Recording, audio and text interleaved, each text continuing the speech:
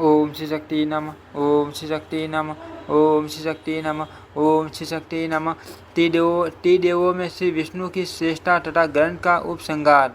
वशिष्ठ जी कहते हैं, पूर्व काल की बात है, स्वयंभू मनु परम उत्तम एवं दीर्घकाल तक चालू रहने वाले यज्ञ का अनुष्ठान करने के लिए मुनियों के साथ मंडाचल पर्वत पर गए। उस यज्ञ में कठोर व्रतों का पालन करने वाले अनेक शास्त्रों के ज्ञाता बाल सूर्य एवं अग्नि के समान तेजस्वी समस्त वेदों के विद्वान तथा समस्त धर्मों के अनुष्ठान में तत्पर रहने वाले मुनि पधारे थे। वह महायज्ञ जब आरंभ हुआ तो पाप रहित मुनि देवता तत्व का अनुसंधान करने के लिए परस्पर बोले, वेद वेदा ब्राह्मणों के लिए कौन सा देवता सर्वश्रेष्ठ एवं पूजनीय है? ब्रह्मा विष्णु और शिव में से किसकी अधिक स्तुति हुई है? किसका संरोधक सेवन करने योग्य है?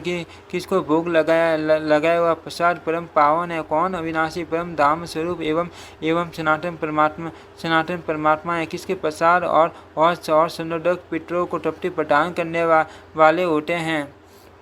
वहाँ बैठे हुए महर्षियों ने इस विषय पर महान वाद विवाद हुआ कि नहीं। महर्षियों ने केवल रुद्र को सर्वश्रेष्ठ बतलाया। कोई कहने लगे ब्रह्मा जी पूजनीय, कुछ लोगों ने कहा सूर्य ही सब जीवों के पूजनीय तथा कुछ दूसरे ब्राह्मणों ने अपनी सहमति इस प्रकार प्रकट की, आदि अनंत से रहित भगवान विष्णु ही परमेश्वर है, वे ही सब देवताओं में श्रेष्ठ एवं पूजन करने योग्य हैं। इस प्रकार विवाद करते हुए महर्षियों से स्वयंभू मनु ने कहा, जो वे जो शुद्ध सत्व में कल्याण में गुणों से युक्त कमल के समान नेत्रों वाले श्री देवी के स्वामी भगवान पुरुषोत्तम में एकमात्र वे वेद बेटा ब्राह्मण द्वारा पूजित है। मनु की यह बात सुनकर सब ऋषियों ने हाथ जोड़कर तपोनिधि भृगुजी से कहा, सूर्यवत आप ही हम लोगों का संदेह दूर करने में समर्थ हैं। आप ब्रह्मा विष्णु तथा महादेव तीनों देवताओं के पास जाइए।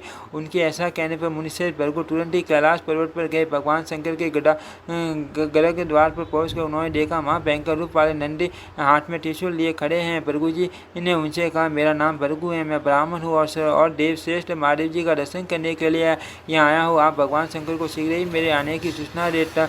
यह सुनकर समस्त शिव गणों के स्वामी नंदी ने उन अमित तेज से महर्षि से कठोर वाणी में कहा, अरे इस समय भगवान के पास आप नहीं पहुँच सकते। अभी भगवान शंकर देवी के साथ कीड़ा पर्व में है। यदि जीवित रहना चाहते हो तो लौट जाओ। तब भृगु ने कुपित होकर कहा, ये रुद्र तमोगुण से युक्त होकर अपने द्वार पर आए हुए मुझ ब्राह्मण को नहीं जानते, इसलिए इन्हें दिया हुआ अन्न जल फूल अवश्य तथा निर्माल्य सब कुछ अपक्षय हो जाएगा। इस प्रकार भगवान शिव को श्राप देकर भृगु ब्रह्मलोक में गए। वहाँ ब्रह्मा जी सब देवताओं के साथ बैठे हुए थे। उन्हें देख भृगु जी ने हाथ जोड़कर प्रणाम किया और चुपचाप वे उनके सामने खड़े रहे। किंतु ब्रह्मा जी ने उन मुनिश्रेष्ठ को आया हुआ देखकर भी उनका कुछ सत्कार नहीं किया, उनसे प्रिय वचन तक नहीं कहा। उस समय ब्रह्मा जी कमल दल के आसन पर मान ऐश्वर्य के साथ बैठे हुए थे। तब माँ तेजस्वी महर्षि लोक पितामह ब्रह्मा से कहा, आप मान रजोगुण से युक्त होकर मेरी अवहेलना कर रहे हैं, इसीलिए आज से समस्त संसार के लिए आप अपूज्य हो जाएंगे। लोक पूजित महात्मा ब्रह्मा जी को ऐसा साप देकर महर्षि भृगु सहसा श्री सागर के उत्तर तट पर श्री विष्णु के लोक में गए। वहाँ जो महात्मा पुरुष रहते हैं उन्होंने भृगु जी का यथायोग्य सत्कार किया। उस लोक में कहीं भी उनके लिए रोक टोक नहीं हुई। वे भगवान के अंतपुर में बेधड़क चले गए। वहाँ उन्होंने सूर्य के समान तेजस्वी विमल विवाह में से एक नाग की छाया पर सोए हुए भगवान लक्ष्मीपति को देखा। लक्ष्मी अपने कर कमलों से भगवान को दोनों शरणों की सेवा कर रहे थे। उन्हें देखकर मुनिश्रेष्ठ भृगु अकारण कुपित हो उठे और उन्होंने भगवान के शोभायमान वक्ष स्थल पर अपने बाएं शरण से प्रहार किया। भगवान तुरंत उठ बैठे और प्रसन्नतापूर्वक बोले, आज मैं धन्य हो गया। ऐसा कहकर वे हर्ष के साथ अपने दो हाथों से महर्षि के शरण दबाने लगे। धीरे धीरे शरण दबाकर उन्होंने मधुर वाणी में कहा, ब्रह्म ऋषि, आज मैं धन्य और करते हो गया। मेरे शरीर में आपके शरणों का स्पर्श होने से मेरा बड़ा मंगल होगा। जो समस्त संपत्ति की प्राप्ति के कारण तथा अपार संसार सागर से पार होने के लिए सेतु के समान है। वे ब्राह्मणों की चरण धूलियाँ मुझे सदा पवित्र करती हैं। ऐसा कहकर भगवान जनार्दन ने लक्ष्मी देवी के साथ सहसा उठकर दिव्य माला और संदर आदि के द्वारा भक्तिपूर्वक भृगु जी का पूजन किया। उनको इस रूप में देखकर मुनिश्रेष्ठ मुनीश्वर भृगुजी ने नेत्रों में आनंद के आंसू भर आए। उन्होंने आसन से उठकर करुणा सागर भगवान को प्रणाम किया और हाथ जोड़कर कहा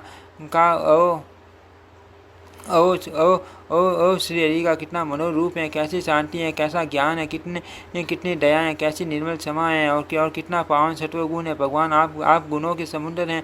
आप में ही स्वाभाविक रूप से कल्याण में सत्व गुण का निवास है। आप ही ब्राह्मणों के हितैषी, शरणागतों के रक्षक और पुरुषोत्तम है। आपका संरोधक पितरों देवताओं तथा संपूर्ण ब्राह्मणों के लिए सेव्य हैं। यह पापों का नाशक और मुक्ति का दाता है। भगवान आप ही का भोग लगा हुआ प्रसाद देवता पीटर और सेवन करने योग्य है। इसीलिए ब्राह्मणों को उचित है कि वह प्रतिदिन आप सनातन पुरुष का पूजन करके आपका संरोधक ले और आपके भोग लगाए हुए प्रसाद स्वरूप अन्न का भोजन करे। प्रभु जो आपको निवेदित किए हुए अन्न का हवन या दान करता है वह देवताओं और पितरों का तप करता तथा अक्षय फल का भागी होता है। अतः आप ही ब्राह्मणों की पूजनीय हैं। आप संपूर्ण देवताओं में ब्राह्मण तत्व को प्राप्त हो क्योंकि आप ब्राह्मणों के पूज्य और सूर्य सत्वगुण से संपन्न है। ब्राह्मण लोग सदा पुरुषोत्तम का ही भजन करते हैं। जो आपका पूजन करते हैं वे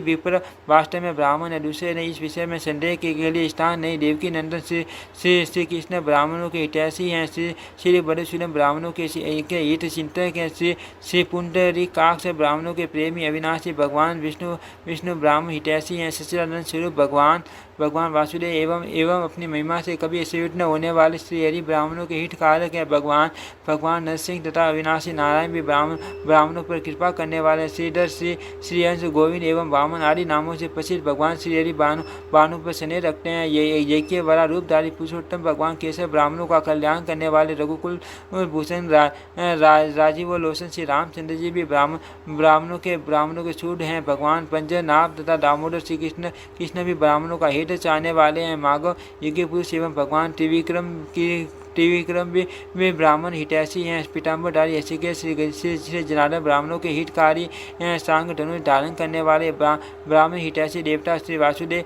देव को नमस्कार है। कमल के समान नेत्र वाले लक्ष्मीपति श्री नारायण को नमस्कार है। ब्राह्मण हितैषी देवता सर्वव्यापी वासुदेव को नमस्कार है। कल्याण में गुणों से परिपूर्ण षष्टि पालन और संकार के कारण रूप आप परमात्मा को नमस्कार है। ब्राह्मण के हितैषी देवता प्रतिबंध अनिरुद्ध तथा शंकर को नमस्कार है। शेष नाग की सेवा पर चयन करने वाले ब्रह्मण्य देव भगवान विष्णु को नमस्कार है। कमल के समान नेत्रों वाले श्री रघुनाथ जी को बारंबार नमस्कार है। प्रभु संपूर्ण देवता और ऋषि आपके माया से मोहित होने के कारण संपूर्ण लोगों के स्वामी आप परमात्मा को नहीं जानते। भगवान संपूर्ण वेदों के विद्वान भी आपके तत्व को नहीं जानते। भगवान मैं मर ऋषियों के होने पर आपके पास आया हूँ आपके शील और गुणों का ज्ञान प्राप्त करने के लिए ही मैंने आपकी छाती पर पैर रखा था। गोविंद कृपा निधि मेरी इस अपराध को क्षमा करे। ऐसा कहकर महर्षि भृगु ने बारंबार भगवान के चरणों में प्रणाम किया। भगवान के धाम में रहने वाले दिव्य महर्षियों ने भृगु जी का बलिपाटी स्वागत सत्कार किया। वहाँ से प्रसन्नचित्त होकर वे यज्ञ में महर्षियों के पास लौट आया। उन्हें आया देख महर्षियों ने उठकर नमस्कार किया और विधि पूर्वक उनकी पूजा की। तत्पश्चात मुनिश्रेष्ठ भृगु ने उन महर्षियों से सब बातें बताई। उन्होंने कहा ब्रह्मा जी रजोगुण का आधिक्य हैं और रुद्र में तमोगुण का, केवल भगवान विष्णु सूर्य सत्व में हैं। वे कल्याण में गुणों के सागर नारायण परम ब्रह्म तथा संपूर्ण ब्राह्मणों के देवता हैं। वे विप्रों के लिए पूजनीय हैं। उनके स्मरण मात्र से पापियों की भी मुक्ति हो जाती है। उनके स्मरण मात्र से पापियों की भी मुक्ति हो जाती है। उनका सर्वोदक तथा भोग लगाया हुआ प्रसाद समस्त मनुष्य और विशेष ब्राह्मण के सेवन करने योग्य परम पावन तथा स्वर्ग एवं मोक्ष प्रदान करने वाला भगवान विष्णु को निवेदन किए हुए अभिषेक ही देवताओं के लिए हवन करे और वही पितरों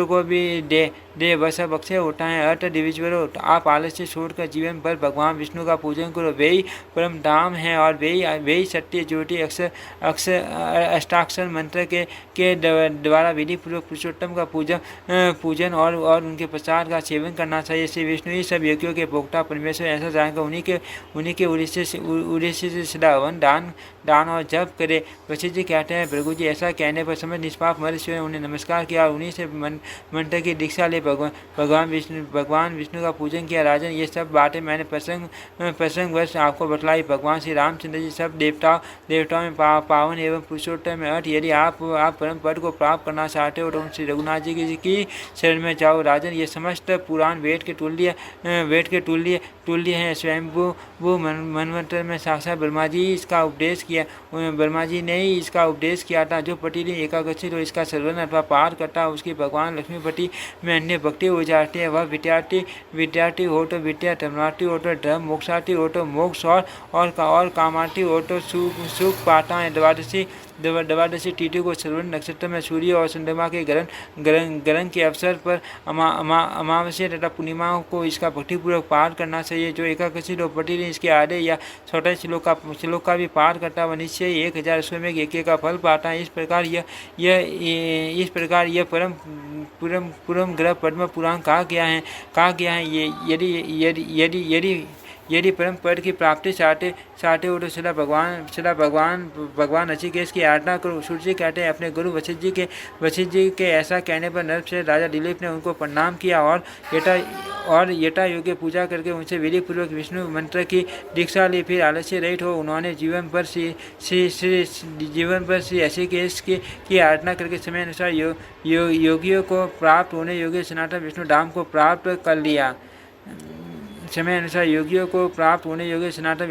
प्राप्त कर लिया। उत्तरखंड संपूर्ण। श्री पद्म पुराण समाप्त।